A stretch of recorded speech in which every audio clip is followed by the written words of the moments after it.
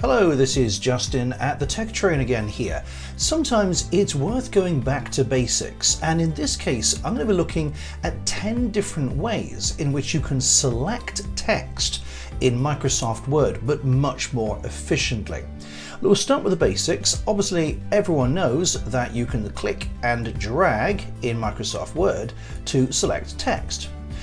But that's not always the best way of selecting text. So here's number one. Number one is the double click. So if I zoom in on here and I double click inside any word, I can select the whole word. So just click inside a word, double click, click, and you select the whole word. That's number one. Number two is the triple click. Now, not many people have heard of this. They know a single click, they know a double click, but the triple click, the click, will select a whole paragraph. So if you have a block of text, you can just simply click 3 times and select that whole block of text or that whole paragraph. That's number two. Number three is the control click. What does the control click do? Well, if you hold down the control key at the bottom left of your keyboard and you click inside here, just a single click, you can see that it's selecting an entire sentence. So all I need to do is simply hold down control and click once anywhere, and it will select the entire sentence from the first capital to the full stop or whatever at the end. So that's the control click for selecting an entire sentence. That's number three. My number four. So number four, this also is the control click, but this is combining the control click with the triple click here. So let's say that I wanted to select paragraph 1 and paragraph 3. What I can do is I can hold down control and triple click inside paragraph 1, and then I can come down to paragraph 3 and do a triple click there. So I'm holding down control while I do that, and holding down control allows me to select non-consecutive paragraph. So I can do that with words as well. Let's zoom in a little bit on this paragraph, and instead of triple clicking now, I'll hold down control and double click. That selects the entire word, but now I can keep control held down and I can double click inside any other word. This is useful if you've got keywords perhaps in a document and you want to make those keywords stand out perhaps. You can simply use the control method there to select those keywords and then turn them all into whatever font you want to use afterwards. So the control and either double or triple click is my number four.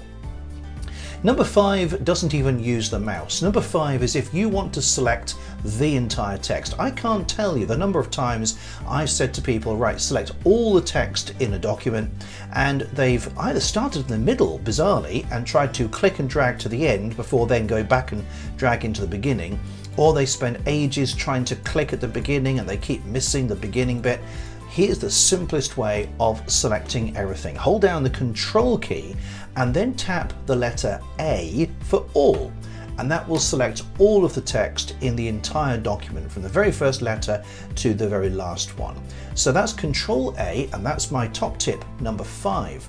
Number six is using the shift key and the arrow. Again, I'm going to zoom in on this one, and let's say that we wanted to select this word, and this word. Well, of course, you could simply hold down control, double click each word like that. That's possible. But here's another way of doing it. I'm not going to hold the mouse at all. I'm going to click at the beginning of this word and hold the shift key down. Shift is just above the control key. And then I'm going to use the arrow keys on my keyboard. And if I now press the right arrow key while holding down shift, I can move one single letter at a time along that sentence. So I can select exactly what I want. It works backwards. If I use the left arrow, I can select backwards. Again, I'm holding the shift key down while I do that. So using the shift key and the arrows on the keyboard, I can then select exactly what I want. That can be useful if, for example, you double click inside a word. You notice that it does include the extra space at the end of that word. So Microsoft Word is trying to be clever here. Double click a word, it selects the space just after it. That can be a bit irritating if you don't want it. So clicking instead and using the Shift key to go forwards and stop exactly where you want, no extra space, that can be helpful.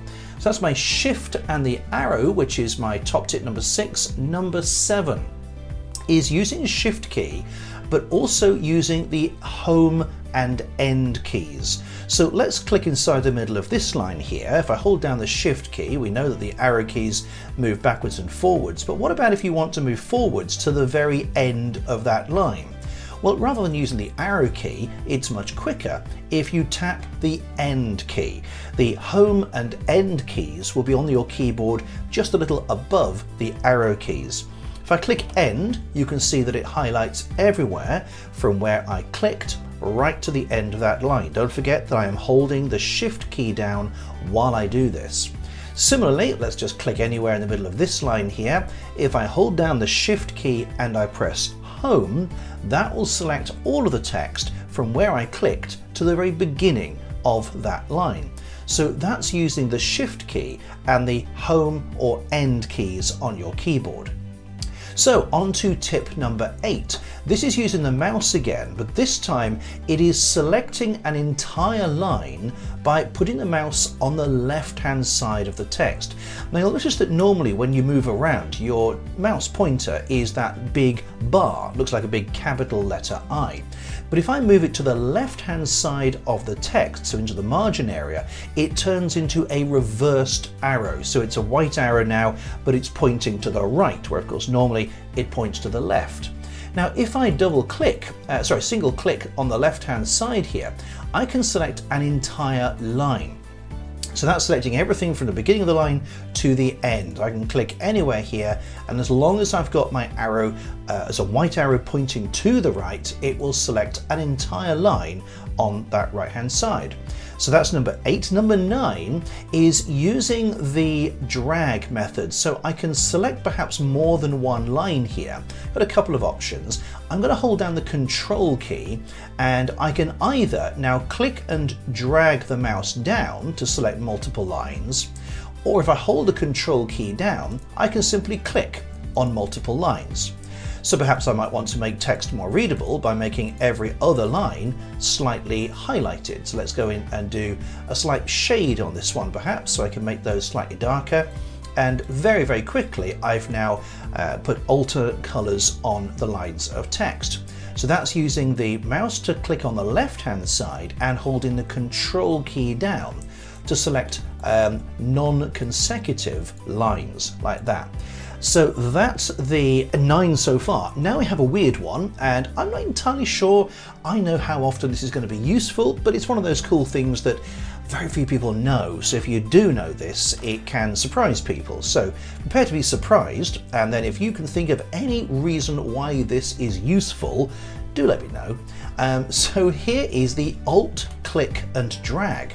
So what does this do? Well, if I hold the Alt key down, the Alt key will be found to the left of your spacebar, and then I click and drag, it selects a frame.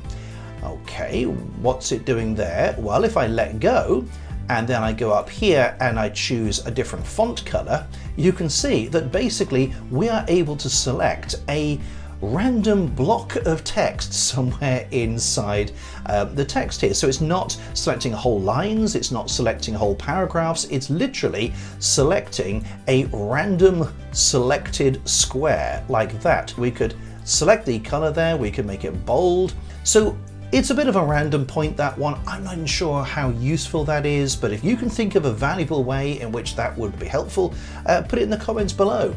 So which of these did you know and which were new? If these were new to you, then please put a comment below and let me know that this was a new tip for you that you didn't know before.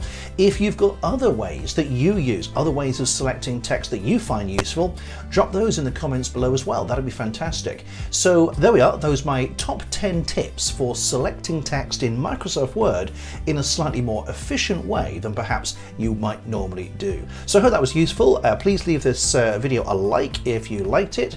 If you haven't subscribed yet, of course, do hit that subscribe button and knock the bell just so that you know when new videos go live. And if you have any questions or comments, leave them below and I'll reply as soon as I can. Thank you very much indeed for watching. I'll see you next time. Bye for now.